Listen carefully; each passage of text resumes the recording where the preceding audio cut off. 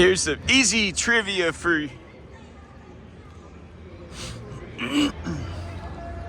American history, European history, turns out. What general said, "I've just pissed in the Rhine, you need to send me fuel"? Was it MacArthur? Was it? Might have been MacArthur. I'm sorry if was Patton? Maybe it was Patton.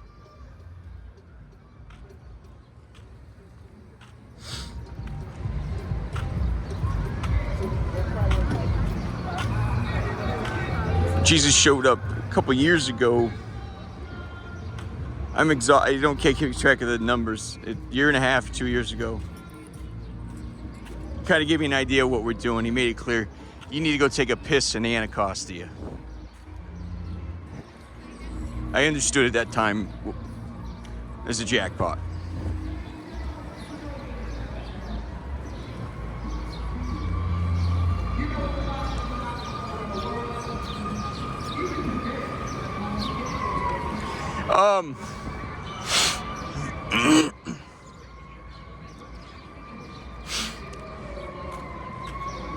So much to say, right? So you remember the sewage pumping station? My most loyal viewer at this time and only subscriber has asked for the Lion King soccer ball. And I went down here to retrieve it, and be that as it may, this is a tidal basin. So these are rivers, but it's fed by the Atlantic Ocean. This was created, we believe, scientists have it 60 million years ago or something. It was an asteroid or some meteor hit right here. Exploded. You look at the map, it's just DC, this whole area, kaboom, something happened, right? I mean, you got to understand, we're not completely like, so, evolution's bullshit, first of all. But science ain't all bad. When you use science to say there's no God, well, you're a douche fuck, so.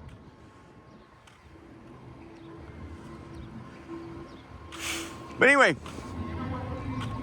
DC Fire, look at that. Look at they got bicycles.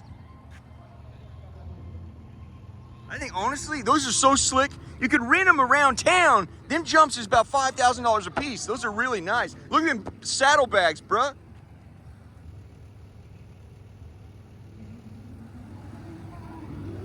I've said in other videos, this bears repeating, you can't trust your attorney anymore. Ask Donald Trump. I cannot believe you pass the bar and you wire your own fucking clients. You record. I mean, I don't know how you're still alive. I don't know how you're still alive. Not only did you betray your fucking client's trust, you're like, FBI usually comes in, is there any way we can get you to wear a wire? Oh, fuck that, nigga, I already have. Biggest cocksucker in the world. You cannot trust your attorney anymore, man. You cannot trust your priest anymore, man. Some gal, let's just leave it at that. My point is, firemen, at this time, in my view, they're one of the very few people on the planet you can still fucking trust.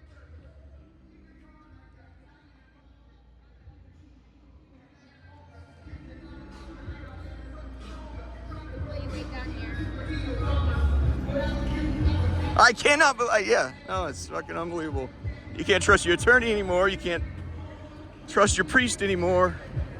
Firemen, they're still, it's a wonderful privilege to be in a place where you can go to somebody and say, this is what's happened, this is what I've done, or this is what's happened to me. Can you give me honest, good advice that does not serve yourself?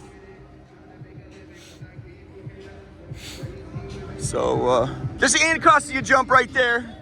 We're gonna go over here and try to retrieve this ball for my loyal viewer. So it's a good news, bad news on them jump. Arizona whooped our ass last night. Well, no, we hung in there, to be honest with you. But So, sure they going. So this is the thing. It's a tidal basin. So I asked a cop once too. I'm at the river there in Georgetown, and he's in his pontoon boat. And I said, I'm sorry, hey, I don't understand the river here. Sometimes I come out, it seems like it's going that way. Sometimes it's going out, I don't understand. What the hump is it? It's a tidal basin, man. It goes up and down with the tide. So when the tide is coming in, well, it's going that way, friend. When the tide is going down, it's going back out to the Atlantic Ocean. Right up there, they call it the graveyard of the Atlantic. So all your ships going down. If you have an interest in numbers, numerology, which the Catholic Church, I think, will, times are a-changing, boys. They're trying to help, keep pace with America and get rid of superstition. You've noticed how many times September 11 comes up in history? All America's 1849 gold strike out of San Francisco. They put all that gold, all these men, everybody, the sacrifices, the pain, the blood, sweat, and tears go in to retrieve all that gold out of San Francisco. They put it on a boat. It's called The Ship of Gold. Written by Gary Kinder. Very good book. I love seafaring jumps, right? Yeah, there's no women out on the sea.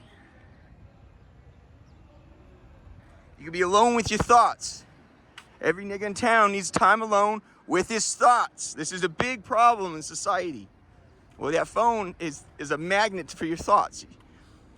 Jesus calls it your pacifier. What are we doing here? We're talking, let's just jump across this jump here. Hold on. I don't want to get a jaywalking jump right here, but what the heck? We're going to retrieve this jump. So what were we talking about? Tides or something? Tide come in, tide go out.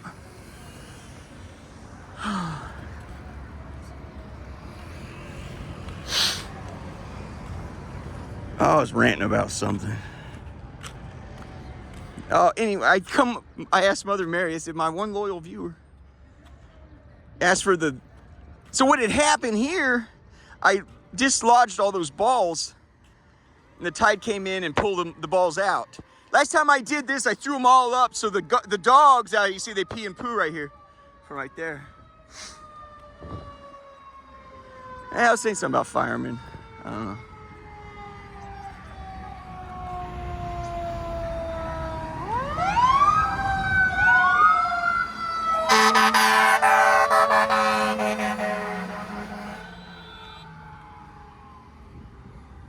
Part of it's incentive. A lot of scientists like to study that stuff. Firemen, there's no incentive for them to harm you. They're incentivized actually to the opposite. You have a child you do not want to raise, or maybe you're unable. The man that you had an intercourse with abandoned, and you're not in a situation. You don't have to abort the child. You can simply drop the child off at the fire station. It's a rare place where beauty still reigns, where there's a understanding of the human condition there. Anyway, so I asked Mother Mary, I said, I'm so disappointed. Yeah, last time I come down for these balls, I threw them all up here before this fence was right here. And so we come up with something. We come up with a better, she says, Mother Mary said, something more fitting to the occasion. So I was real disappointed. I really was. But here we have something here. I was on a roll there. I forget what. Anyway, here we go. So, I was pissing in the Anacostia. It's a very symbolic thing in Germany. When you it's like Julius Caesar, I think, crossing the Rubicon. Pal, once you've done that, it's fucking on. There ain't no going back. It was, I think, I've studied some of the Gallic Wars, some of that stuff over there. I don't know it all, but I think that's where he said. And in fact, I was going to autograph the ball. That's why I was real disappointed I didn't get the ball. I was going to autograph the ball. Vinny Vici, a game I saw at Concord. I was really proud of that. That's the main reason why I was disappointed the Lion King ball wasn't right there. It had a little baby Simba in it, but we've come up with something maybe a little more You got to understand, gifts are not for the giver, they're for the receiver. And so we come up with something, I think, here.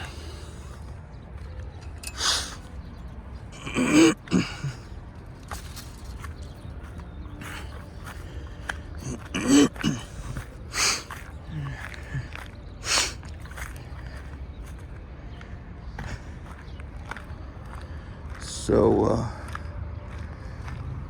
yeah, well,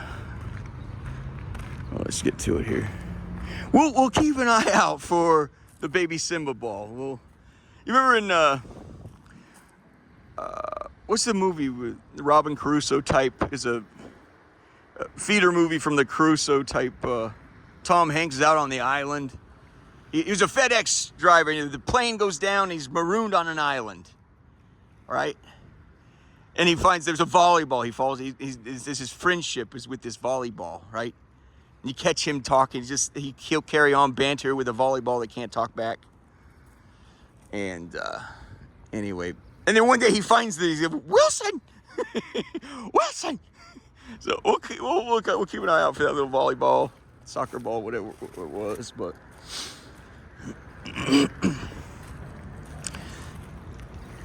real fast, we'll do a quick lesson though. Carl Jung and Freud were really great. I love psychology is study of the soul. What is psyche if not soul? I was really attracted to Carl Jung, Jung, Carl Jung, because it was a real study of the soul, mapped in anyway. Freud was interesting because I think that seemed to be more so he was mapping the body. That's mapping the body. For Freud, everything went back to the penis. Well, you're pissed off. You know, this is sexual frustration. This dream you had is sexual frustration. The horse dragging the log is your penis, and everything was a penis to Freud. That's an analysis of the animal. Psychology is a study of the soul, which is the opposite of. And what I can help is my dad had always had an interest in the movie. What's the one with Tom Hanks in the? He's out alone. Castaway. Thank you so much. Castaway. My dad always had this. They call that the shadow. I think it was Carl Jung who he says. He said, you got to integrate the shadow. So you identify. Do you ever see a movie that really interests you? You're like, oh wow, my dad can't get away from that. He doesn't know why he loves Castaway. Well, he told me he loves watching it over and over and over again. One time, a couple times, I think he smoked one trying to understand. He smoked a little reefer to understand. Everybody needs a little mental vacation, right? But I said, Dad, it's because you fucking need time to sit and think. Just like Iron Man, Robert Downey Jr. I need time to think, man. Is that cool with you? If it's fucking, that's a human problem. There's a little fist jump right there. My dad kicked ass almost all his life. Coming out, he's 20. He was fired from his first job as a truck driver. He ended up having his own trucking company and so forth. They discovered he's like 16 or 17 years old. They said, "You're an awesome employee. We can't have kids here. I'm sorry." So, yeah, it's just anyway, real estate and everything. He stayed at it, but yeah, and failed marriages, but that's the thing we all have to do. We have to unpack all this stuff. But he always had this thing. I said, well, Dad, it's because you've been wrapped up in, that's what I told him 20 years ago. You've been wrapped up in Western culture for so long, you ain't had 5 fucking minutes to sit and think to yourself. You deserve that, man. Everyone does. Every nigga in town needs time to sit and think. But that's the shadows. You're watching a movie, or you're watching a scene, or what pulls at your soul? That movie pulls at my dad's soul. That's the shadow pulling on him, and he needs to pull on that thread. What is it about this movie that I get? Well, Tom Hanks gets to go out there and discover himself. Be a fucking kid. Yell at the volleyball, scream at the volleyball, kick the volleyball. He falls in love with the volleyball, then throws it in the river, then jumps in to go retrieve it and save its life. He's sorry that he hurt it. Anyway, they call that integrating the shadow, and I really liked Carl Jung. I feel like I'm coming to the end of my my journey. So it is something nice to share my my experiences. But I was so disappointed by this, you know. Oh, excuse me.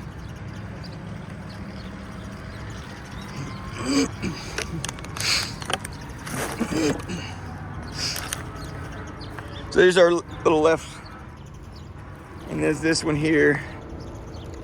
There's one over here that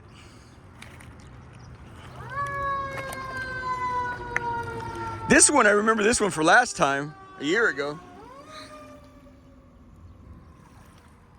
There's a really touching scene in there where, you know, film and art is an examination of life.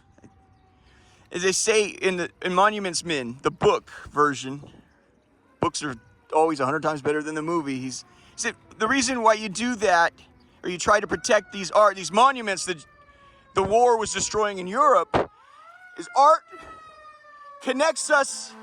I will. Thank you. I will. Art connects us to our God and our past.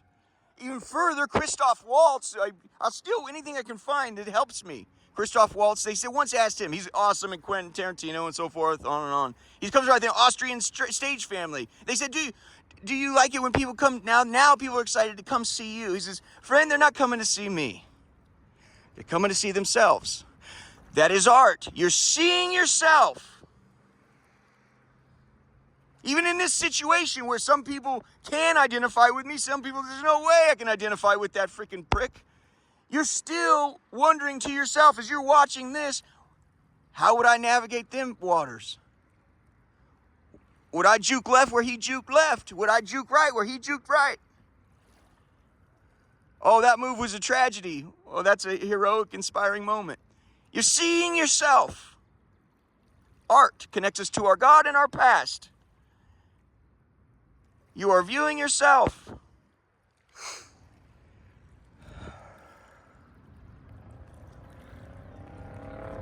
What was the thing you were going on about? In the event, you guys, you have 15 days left. Now you're on about 14 and a quarter days until Easter. You remember the movie 13 Days? The Cuban Missile Crisis with the Kennedys? They have that real attractive, it's a novelty to hear a New Englander like the Kennedys talk. They're very dignified. They were very dignified from an early age. So they're very, very intelligent, and they got that novel New England accent. Maybe I'll post something on 13 days. Tomorrow you're at 14 days until Easter. Who knows what you're doing with yourself, and I hope it works out for you. Maybe you're writing your kids, or you're telling someone you love them, and you're saying, hey, I'm sorry, I want you to know. You're writing a letter saying, I made a mistake back then. I want you to know I could have treated you better, friend. I wronged you. Or, hey, I never forgot that $100 I borrowed. Or what? You know what? Who knows how you spend your last life? Socrates' last words, he had to drink the hemlock. They said, we had sick of how awesome you are. Capital punishment for you. You drink the hemlock. It starts at your legs. He says, this is what will happen. He was able to take his friends in there. He says, to drink the hemlock takes about 20 minutes. Your feet will be paralyzed, and then it moves slowly up your legs to your knees. You'll feel your knees paralyzed, and then up to your waist, and slowly up to your lungs, and then you'll die shortly there. His very last words, well, it was moving up his body, and I think he reported to his friends, I now feel it, in my knees. And, man, I could cry easy. His very last words, he says, Horatio or whomever, he says, I owe my neighbor a chicken. Will you see that he gets it, please? Those were his last words.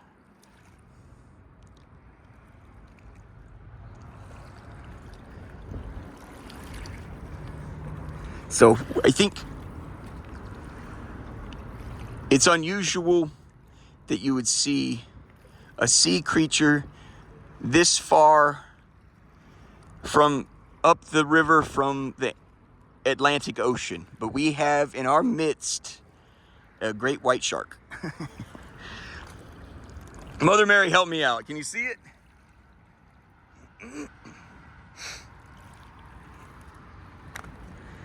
Maybe a little something more interesting to have around the house.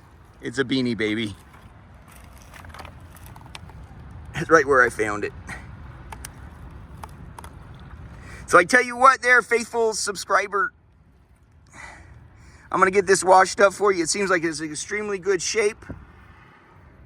And I'm just going to wash it up, and I'll get it all cleaned up for you. But there's no rips or tears, and I think it'll make a real nice conversation piece for you.